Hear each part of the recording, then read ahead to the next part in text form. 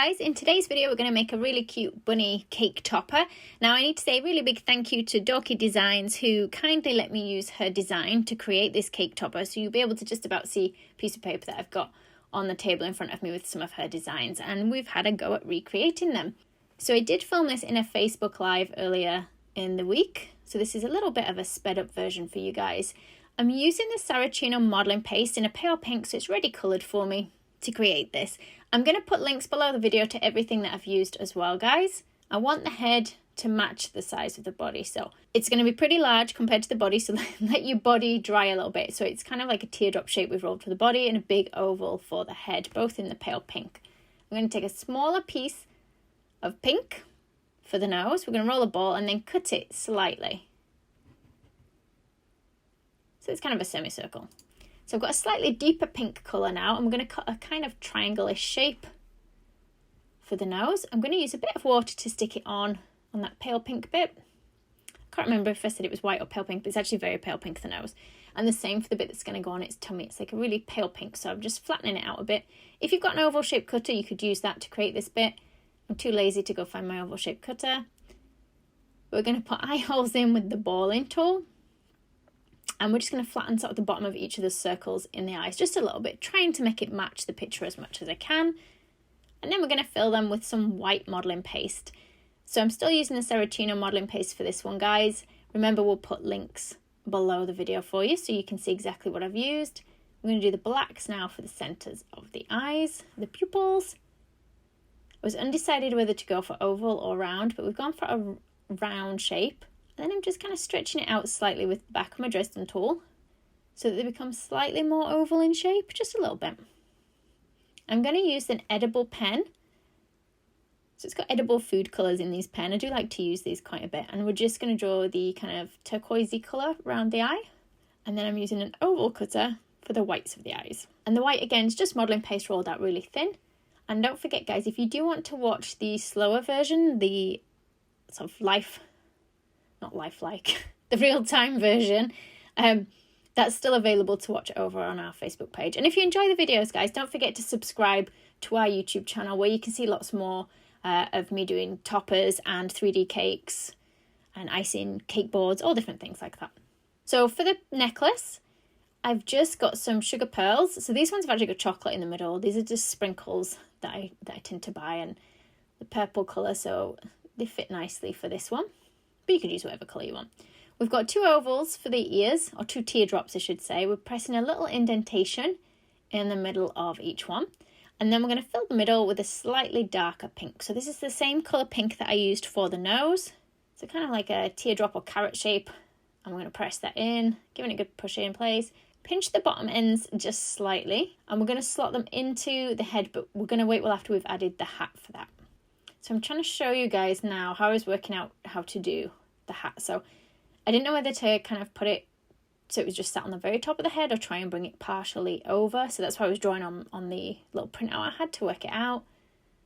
And guys, I'll put a link to Dorky Doodles underneath the video as well so that you can see all her designs and where I kind of got this from. But if you are going to use designs like that, always check with the person that they're going to let you do that. Okay, guys? So I was given permission to do this one. And it's a very cute character indeed.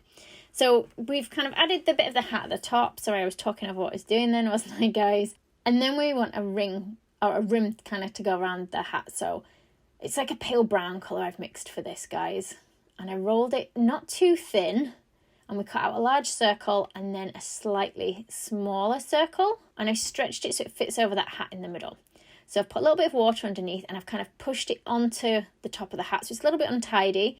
But we're going to roll a nice long thin piece of purple or light purple to go around, and it's going to cover that join and just hide any untidy bits where we've pushed the rim of the hat on. We'll leave it a little bit long there and trim it off, and that can become like a bow on the back of the hat. So just keep lifting the hat in one side so that it kind of sticks up there, so it's not too flat looking. I've got a little bit more off the top just because it looked a bit tall. So I've got some of this strip of purple left over. We're going to fold it to make like two pieces of the bow. Just shortening that a little bit. And I'm going to stick it in place with a bit of water.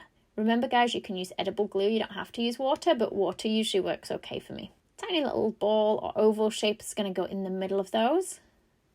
If your hat keeps flopping, just keep giving it a little bit of a lift. As it starts to set, it will firm up and it'll stay in place much better. So we're going to push 2 holes into the hat.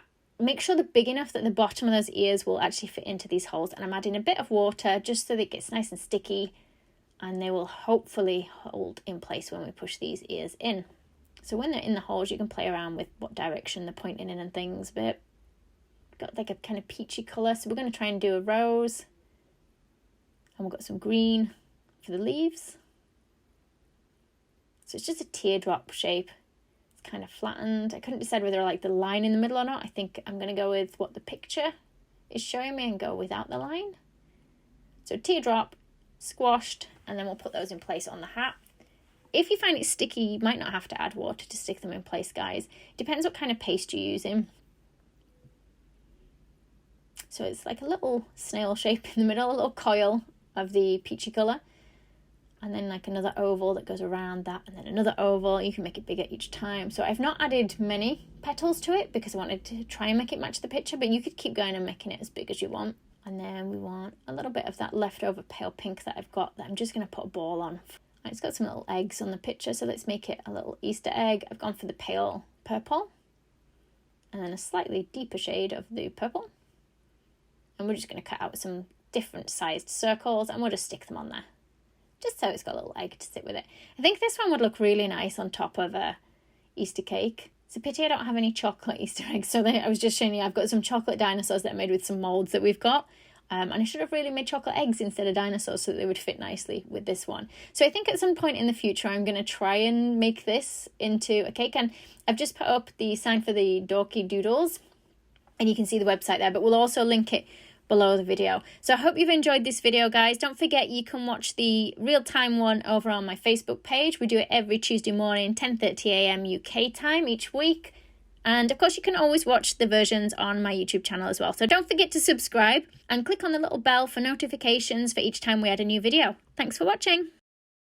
If you liked the video, be sure to hit the thumbs up button and leave me a comment below. You can see more of my tutorials by clicking on the images on screen now. If you haven't already, make sure you click the subscribe button to stay up to date with my future tutorials. There are also links in the description box below where you can find me on Facebook, Instagram and more.